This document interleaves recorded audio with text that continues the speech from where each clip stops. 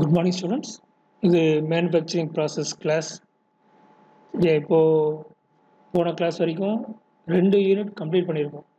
சரியா? கூடவே அசைன்மெண்ட்ஸும் கொடுத்துருக்கோம்.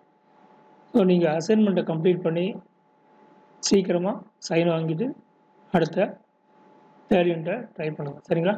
இப்போது தேர்ட் யூனிட் பார்த்தீங்கன்னா ஃபார்மிங் டெக்னாலஜின்னு ஸ்டார்ட் பண்ணுறோம்.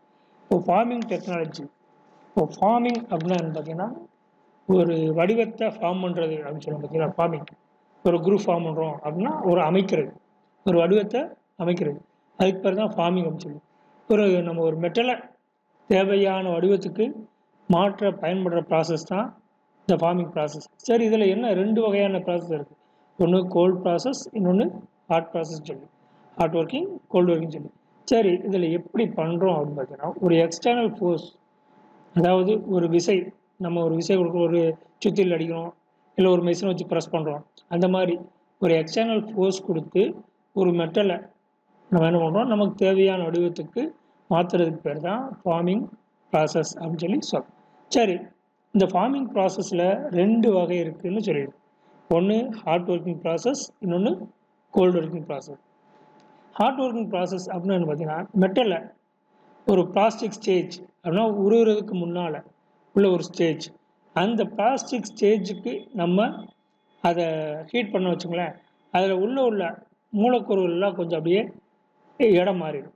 சரிங்களா? இடம் மாறினா ஒரு எலாபரேஷனாக ஒரு விரிவாக இருக்கும். இப்போ அதை நம்ம என்ன பண்ணோம்னா ஈஸியாக அந்த உருமாற்றத்துக்கு ஈஸியாக கொண்டு வர முடியும். ஸோ அதனால தான் நம்ம என்ன பண்ணுறோம், ஒரு குறிப்பிட்ட டெம்பரேச்சர் கொண்டு வந்து அதை நம்ம என்ன பண்ணுறோம், ஃபார்ம் பண்ணுறோம். ஸோ இதுக்கு பேர் தான் ஹாட் ஒர்க்கிங் ப்ராசஸ் அப்படின்னு சொல்லி சொல்கிறது. அது எப்படி செய்யணும்னா,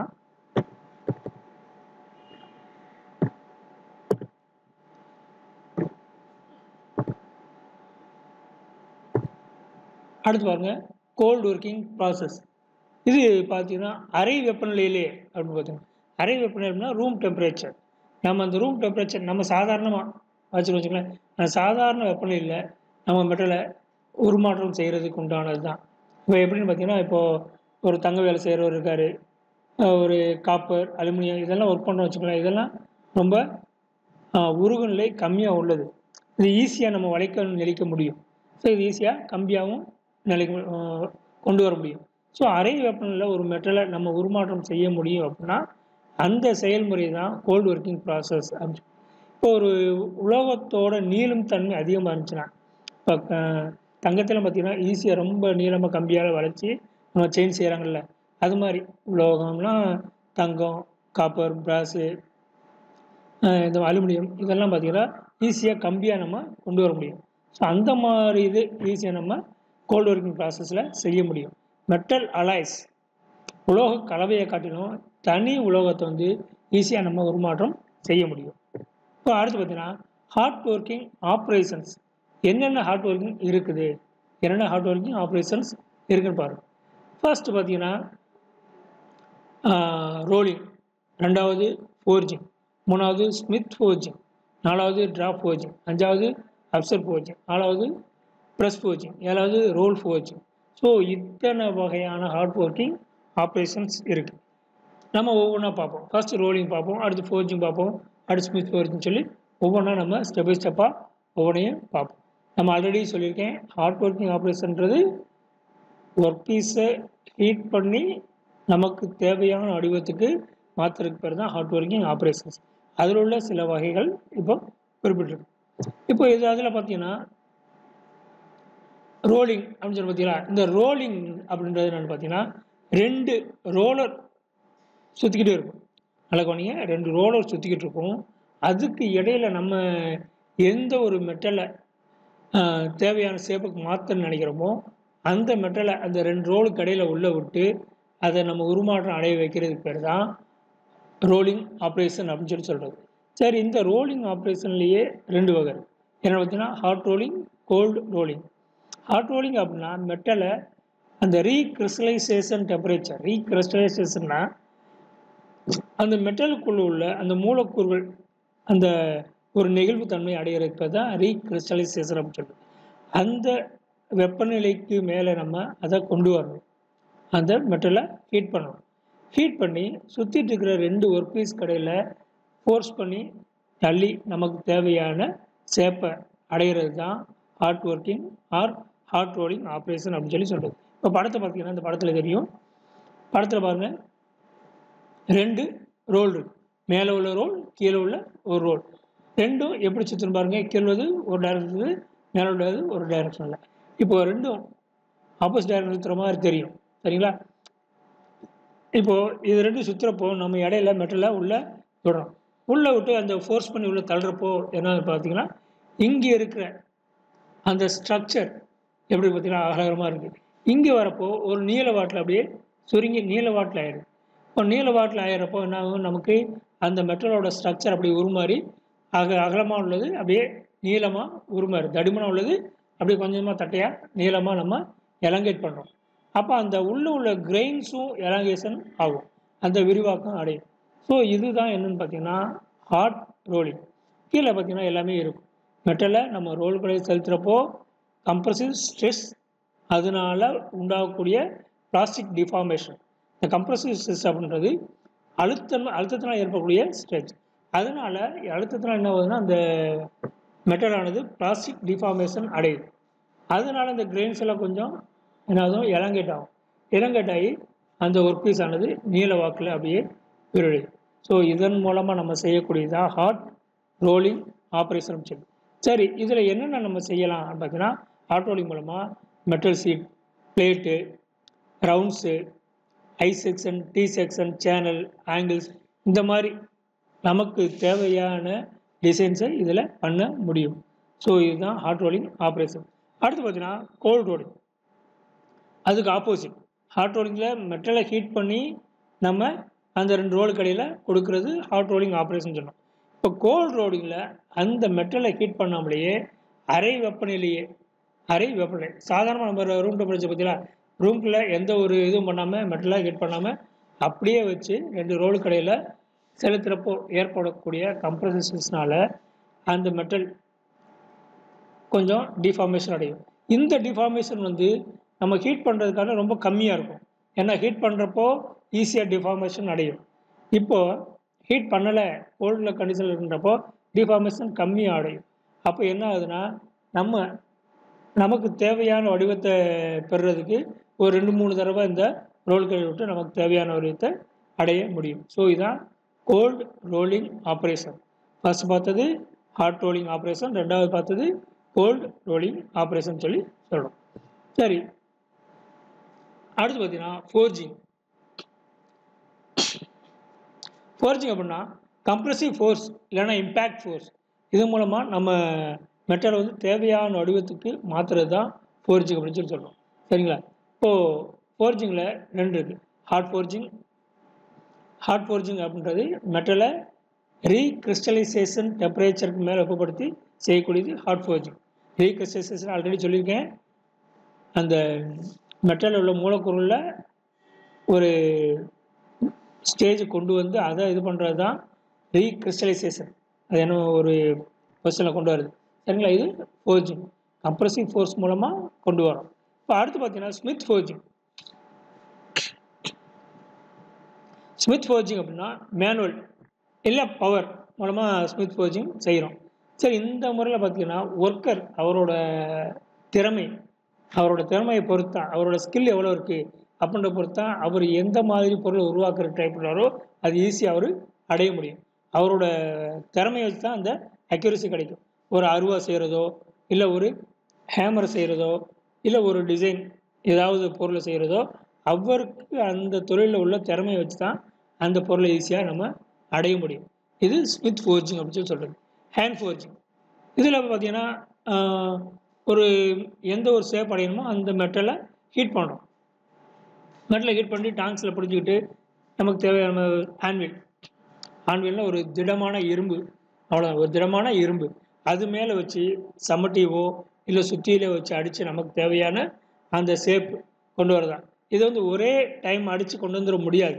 பல தடவை அடித்து கொண்டு வரப்போ தான் நமக்கு தேவையான உருவம் கிடைக்கும். இது ஹேண்ட் ஃபோர்ஜிங். இப்போ பார்த்தது ஃபோர்ஜிங்கில் என்ன சொல்லணும்னா கம்ப்ரசிவ் ஃபோர்ஸ் கொடுத்து நமக்கு தேவையான வடிவத்தை அடையக்கூடியது தான் ஃபோர்ஜிங் அப்படின்னு சொல்கிறது. அதில் பார்த்தீங்கன்னா ஸ்மித் ஃபோர்ஜிங், ஹேண்ட் ஃபோர்ஜிங் அப்படின்றது. ஸ்மித் ஃபோர்ஜிங் அப்படின்றது மேனுவல் மூலமாக நமக்கு தேவையான வடிவத்தை தருது. மேனுவல் ஆர் பவர் ரெண்டில் ஏதாவது ஒரு மூலமாக நமக்கு தேவையான வடிவத்தை அடையிறோம். இதில் பார்த்தீங்கன்னா அந்த மேனுவல் ஃபோர்ஜிங்கில் அந்த ஒர்க்கருக்கு உண்டான இருக்கக்கூடிய திறமையை பொறுத்து தான் அந்த பொருளோட அக்யூரசி நமக்கு கிடைக்குது. இப்போ அடுத்து பார்த்தீங்கன்னா பவர் ஃபோர்ஜ். பவர் ஃபோர்ஜிங் அப்படின்றது இந்த இதில் பார்த்தீங்கன்னா வெப்பப்படுத்தின அந்த மெட்டல், எந்த மெட்டல் நம்ம உருமாற்றம் செய்ய நினைக்கிறோமோ அந்த மெட்டலை என்ன பண்ணுறோம், பவர் ஹேமர் இல்லை பவர் ப்ரெஸ். பவர் ஹேமர் அப்படின்னா கீழே ஒரு ஆன்வில் இருக்கும், மேலே ஒரு பவர் ரேமர் இருக்கும். அதை வச்சு ஓங்கி பவர் ப்ரெஸ் மூலமாக அடிக்கிறதுக்கு பேர் தான் பவர் ஹேமர்னு சொல்லி. இப்போ பவர் ப்ரெஸ்ஸும் சேம், கீழே ஒரு ஆன்வில் இருக்கும், மேலே ஒரு ப்ரெஸ் இருக்கும். அதை மெஷின் ஃபோர்ஸ், அதை சுவிட்ச் ஆன் பண்ண நம்முன்னு வந்து அடிக்கும். ஸோ அந்த மாதிரி உள்ளது தான் அந்த பவர் ஹேமர் ஆர் பவர் ப்ரெஸ்ன்னு சொல்கிறோம். இந்த பவர் ஹேமரை ஹைட்ராலிக் ஃபோர்ஸ் இல்லை நியூமேட்டிக் ஃபோர்ஸ் மூலமாக நம்ம ஆக்சுவேட் பண்ண முடியும். ஆக்சுவேட் பண்ணுறதுன்னா இயங்க வைக்கிறதுக்கு முடியும். சரி, இதில் என்னென்னு பார்த்தீங்கன்னா கனமான பொருளையும் நம்ம ஃபோர்ஜிங் பண்ணலாம், கனம் இல்லாத பொருளையும் அதிகமான எண்ணிக்கையில் நமக்கு ஃபோர்ஜிங் பண்ண முடியும். சரி, இந்த ஸ்மித் ஃபோர்ஜிங் அப்படின்னு சொல்லி ஒன்று சொன்னோம் பார்த்தீங்களா, அந்த ஸ்மித் ஃபோர்ஜிங்கில் என்னென்ன ஆப்ரேஷன்ஸ் இருக்குது அப்படின்றத நம்ம பார்ப்போம். இப்போ ஸ்மித் ஃபோர்ஜிங் அப்படின்னா பாருங்கள், அதில் அப்செட்டிங் இருக்குது, டிராயிங் டவுன் இருக்குது, செட்டிங் டவுன் இருக்குது, பெண்டிங் இருக்குது, பஞ்சிங் இருக்குது, ஸ்வாஜிங் அண்ட் ஃபோர்ஜ் வெல்டிங், இத்தனை இருக்குது ஸ்மித் ஃபோர்ஜிங்கில். Upsetting, drawing down, setting down, bending, punching, swaging and then forge welding. சரி, இத்தனை வகையான ஸ்மித் ஃபோர்ஜிங் ஆப்ரேஷன்ஸ் இருக்குது. இப்போ இதில் நம்ம ஒவ்வொன்றா இப்போ அடுத்ததை பார்ப்போம். இப்போ ஃபஸ்ட்டு பார்த்தீங்கன்னா அப்செட்டிங். அப்செட்டிங் அப்படின்னா என்னென்னு பார்த்தீங்கன்னா, இப்போ நம்ம ஒரு இடத்துல நின்றுப்போம், டம்முன்னு ஒருத்த வந்து தள்ளி விடணும்னு வச்சுக்கோங்க, நம்ம என்ன ஆகும், அப்செட் ஆகிடும். என்ன நடக்குதுன்னே தெரியாமல் அப்செட் ஆகிடும். ஸோ அதுக்கு பேர் தான் அப்செட்டிங்.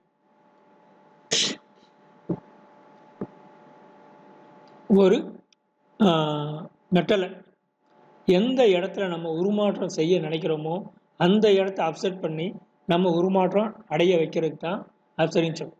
இதில் பாருங்கள், ஒரு வெப்பப்படுத்திய ஒரு பீஸ் நிலத்தை குறித்து அதன் தடிமனை ஹேமரிங் செய்து அதிகரிக்கப்படும் செயல் அப்செட்டிங் சொல்லுவோம். இப்போ கீழே ஒரு அப்செட்டிங் இருக்கு பாருங்க. எங்க இந்த படத்தில் பார்த்தீங்கன்னா, படத்தில் சென்ட்ரு போர்ஷன் இதை மட்டுமே நம்ம என்ன பண்ணுறோம், தடிமனாக்குறோம். மேலே உள்ளதும் கீழே உள்ளதும் அப்படியே இருக்குது. அப்போ இந்த போர்ஷனை மட்டும் தடிமனாக்கணும் அப்படின்னு நினச்சோன்னா அந்த போர்ஷன், இந்த போர்ஷன் மட்டும் ஹீட் பண்ணுறோம். இந்த போர்ஷனை மட்டும் ஹீட் பண்ணுறோம். ஹீட் பண்ணி மேலே டேங்க்ஸில் பிடிச்சிக்கிறோம், கீழே ஆன்வில் வச்சுக்கிறோம், மேலே டேங்க்ஸில் பிடிச்சிக்கிறோம். பிடிச்சிக்கிட்டு ஹேமரிங் மூலமாக ஹேமரைஸ் பண்ணோம்னு வச்சுங்களேன், இந்த போர்ஷன் மட்டும் அப்படியே தடிமனாகும். தடிமனாகி நமக்கு எவ்வளோ என்ன சைஸ் என்ன ஷேப் நினைக்கிறோமோ அது வரைக்கும் அதை நம்ம அடித்து நம்ம ஒரு ஷேப் கொண்டு வர்றது தான் இந்த அப்செட்டிங். இப்போ அடுத்த அப்செட்டிங் பாருங்களேன். இப்போ இதுலேயும் பாருங்கள், இதுலேயும் பாருங்கள். இதில் மேலே உள்ள போர்ஷனை நம்ம என்ன பண்ணுறோம், அப்செட் பண்ணுறோம். அடுத்து இதில் பார்த்தீங்கன்னா கீழே உள்ள போர்ஷனை அப்செட் பண்ணுறோம், கீழே உள்ள போர்ஷனை அப்செட் பண்ணுறோம். இப்போ அதுக்கு என்ன, மேலே உள்ள போர்ஷனை அப்செட் பண்ணுறதுக்கு மேலே உள்ள ஏரியாவை ஹீட் பண்ணுறோம். மேலே உள்ள ஏரியாவை இந்த ஏரியாவை ஹீட் பண்ணிடுறோம். எங்கே நமக்கு அப்செட் ஆகணுமோ அந்த ஏரியாவை ஹீட் பண்ணணும். ஹீட் பண்ணிட்டு மேலே லைட்டாக கொஞ்சம் டேங்க்ஸை வச்சு பிடிச்சி ஹேமரிங் பண்ணணும். ஹேமரிங் பண்ணுறப்போ இந்த ஏரியா அப்படியே விரிவடையும். ஏன்னா மேலே உள்ள இதுவும் நம்ம ஹீட் பண்ணலை, ஹீட் பண்ணாதனால அப்படியே இருக்கும். இதை தான் ரீகிறிஸ்டலைசேஷன் ஸ்டேஜுக்கு ஹீட் பண்ணுறோம். அப்படி பண்ணுறப்போ அந்த மூலக்கூறுகள் என்ன ஆகுது, ஒரு பொசிஷனுக்கு வந்துடும், நம்ம உருமாற்றம் அடைகிற மாதிரி ஒரு பொசிஷனுக்கு வந்துடும். அப்போ நம்ம தட்டி இது பண்ணுறப்போ என்னாகும், அந்த இடம், அந்த இடத்துல உள்ள அந்த பொசிஷன், அந்த இடத்துல பொசிஷன் வந்து என்ன ஆகுது, அப்படியே உருமாற்றம் அடையுது. ஸோ இது டாப் பொசிஷன் அப்செட்டிங். இது பாட்டம் போர்ஷன் அப்செட்டிங். இந்த பாட்டம் போர்ஷன் பார்த்தீங்களா, இந்த பாட்டம் போர்ஷன் அப்செட்டிங் வந்து என்ன ஆகுது, இந்த ஏரியா, அந்த பாட்டம் ஏரியா, இந்த பொசிஷனை மட்டும் ஹீட் பண்ணணும். ஹீட் பண்ணி அந்த ஒரு பிளாஸ்டிக் டிஃபார்மேஷன் அடைகிற அந்த வெப்பநிலை அடைஞ்ச உடனே கொண்டு வந்து வச்சு என்ன ஹேமரைஸ் பண்ணுறோம். ஹேமரில் வச்சு அடிக்கிறோம், சுற்றில் வச்சு அடிக்கிறோம். பார்த்தீங்களா, மேலே டாங்ஸில் பிடிச்சிக்கிறோம், டாங்ஸில் பிடிச்சி சுற்றில் வச்சு அடிக்கிறோம். அடிக்கிறப்போ இந்த ஏரியா மட்டும் உருமாறி நமக்கு தேவையான ஷேப்பு கிடைக்குது. ஸோ இது அப்செட்டிங். ஸோ அப்செட்டிங்கில் 3 வகை பார்த்தோம். ஒன்று சென்டர், இன்னொன்று டாப், கடைசியாக பாட்டம். எந்த ஏரியாவில் அப்செட் பண்ணி நமக்கு தேவையான வடிவத்தை அடையணுமோ அந்த ஏரியாவை ஹீட் பண்ணி நம்ம ஹேமரைஸ் பண்ணோம்னா கிடைக்கக்கூடியது தான் எனது அப்செட்டிங் சொல்லி சொல்லுவோம். இப்போ அடுத்து பார்த்தீங்கன்னா டிராயிங் டவுன். டிராயிங் டவுன் அப்படின்னா ஒரு வெப்பப்படுத்தின ஒர்க் பீஸை அது தடிமனை குறைச்சி நீளமாக அதிகரிக்க செய்கிறது. தடிமனை குறைச்சி நீளத்தை அதிகரிக்கக்கூடிய ஒரு செயல் தான் எனது டிராயிங் டவுன் சொல்கிறது. இப்போ இந்த டிராயிங் டவுன் செய்கிறதுக்கு நம்ம என்ன பண்ணுறோம்னா ஒரு ஃபுல்லர் அப்படின்னு சொல்லி ஒரு இது யூஸ் பண்ணுறோம். ஒரு இன்ஸ்ட்ருமெண்ட்டை யூஸ் பண்ணுறோம். இன்ஸ்ட்ருமெண்ட் மீன்ஸ் ஒரு டூல். அந்த டூலை யூஸ் பண்ணுறோம். இப்போ ஃபுல்லர் அப்படின்னா எப்படி இருக்கும் அப்படின்றத அடுத்த ஃபிகரில் பார்க்கணும். இந்த பற்றில இதுக்கு பேர் தான் ஃபுல்லர். இப்போ இதுதான் நம்ம உருமாற்றம் செய்ய அடைய வைக்கக்கூடிய ஒரு பார். இந்த பார் என்ன பண்ணுறோம், நல்லா ஹீட் பண்ணுறோம். ரெட் ஹீட் பண்ணிடுறோம். இப்போ ரெட் ஹீட் அப்படின்னா செஞ்சிவப்பு நிறத்துக்கு கொண்டு வந்துடும் ஹீட் பண்ணி. இப்போ கொண்டு வந்து என்ன பண்ணுறோம், அதுக்கு மேலே இந்த ஃபுல்லர் வச்சு கொஞ்சமாக அடிக்கிறோம். ஃபுல்லர் வச்சு அடிக்கிறப்போ அதில் இந்த ஷேப் மாறுது. இந்த ஷேப் மாறி கடைசி வரைக்கும் கொஞ்சமாக சுருக்கி அப்படியே கொண்டு வந்துடும். கொண்டு வந்துட்டு கடைசியாக என்ன பண்ணுறோம்னா இந்த ஃப்ளாட்டர் அப்படின்னு சொல்லி ஒன்று இருக்கும். ஏன்னா இந்த மாதிரி வளைஞ்சு இருக்கும். நெல் ஃபுல்லாக இப்போ நெல்லியாக இருக்கும். அந்த நெல்லி என்ன பண்ணணும், அப்படியே வச்சுக்க முடியாது. அதை ஃப்ளாட்டைஸ் பண்ணணும். இப்போ ஃப்ளாட்டைஸ் பண்ணுறதுக்கு ஃப்ளாட்டர் அப்படின்னு சொல்லி ஒன்று இருக்குது. அந்த ஃப்ளாட்டர் மூலமாக நம்ம அடித்து என்ன பண்ணுறோம், உருமாற்றம். அது ஃப்ளாட் பண்ணோம்னா என்ன ஆகும், அந்த ஏரியா ஃப்ளாட் ஆகும். ஸோ இந்த டிராயிங் டவுனுக்கு என்ன பண்ணுறோம், நம்ம எந்த ஒரு ஒர்க் பீஸை தடிமனை குறைச்சி நீளத்தை அதிகரிக்கணும்னு நினைக்கிறப்போ அந்த பீஸை ஹீட் பண்ணுறோம். ஹீட் பண்ணி ஃபுல்லர் அப்படின்ற டூலை வச்சு ஹேமரைஸ் பண்ணுறோம். இப்போ ஹேமரைஸ் பண்ணுறப்போ நமக்கு தேவையான நீளத்துக்கு அப்படியே என்ன ஆகுது, அது நீளம் தடிமன் குறைஞ்சி நீளம் அதிகமாகிடுது. இப்போது நீளம் அதிகமாகிடுது. ஓகே, நமக்கு தேவையான தட்டையான வடிவம் கிடைக்காம இது நெல்நிலையாக கிடைக்குது. அந்த நெல்நிலையாக உள்ள வடிவத்தை நம்ம மாற்றுறதுக்கு தான் ஃப்ளாட்டர் அப்படின்ற ஒரு டூலை யூஸ் பண்ணி நம்ம அது ஃப்ளாட்டராக மாற்றுறோம். ஸோ இது டிராயிங் ஆப்ரேஷன். அடுத்து பார்த்தீங்கன்னா செட்டிங் டவுன். செட்டிங் டவுன் அப்படின்றது டிராயிங் டவுன் மாதிரி தான் இதுவும். ஆனால் டிராயிங் டவுன் என்ன பண்ணுறோம், ஃபுல்லர் யூஸ் பண்ணுறோம். அது இதில் வந்து ஃபுல்லர் யூஸ் பண்ணாமல் அந்த ஃப்ளாட்டர் யூஸ் பண்ண பார்த்தீங்கன்னா கடைசியில் அந்த ஃப்ளாட்டர் வச்சே நம்ம என்ன பண்ணுறோம், அந்த ஃப்ளாட்டர் வச்சே நம்ம திக்கான ஒரு பீஸை மாற்றுறதுக்கு பேர் தான் எனது செட்டிங் டவுன் அப்படின்னு சொல்லி சொல்கிறோம். சரிங்களா? இப்போது செட்டிங் டவுனில் டிராயிங் டவுன் மாதிரி உள்ள ஆப்ரேஷன் தான் இது. அதில் ஃபுல்லர் யூஸ் பண்ணுறோம், இதில் ஃப்ளாட்டர் யூஸ் பண்ணுறோம்.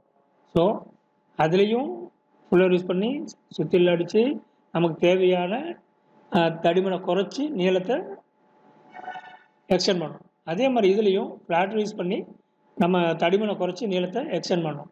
ஸோ இதுதான் செட்டிங் டவுன். அடுத்து பார்த்தீங்கன்னா பெண்டிங். பெண்டிங் அப்படின்னா ஒரு ஒர்க் பீஸை வெப்பப்படுத்தி அதை ஹேமரைஸ் பண்ணி நமக்கு தேவையான வடிவத்துக்கு வளைக்கிறதுக்கு பேர் தான் எனது பெண்டிங். இப்போ பாருங்களேன், இதில்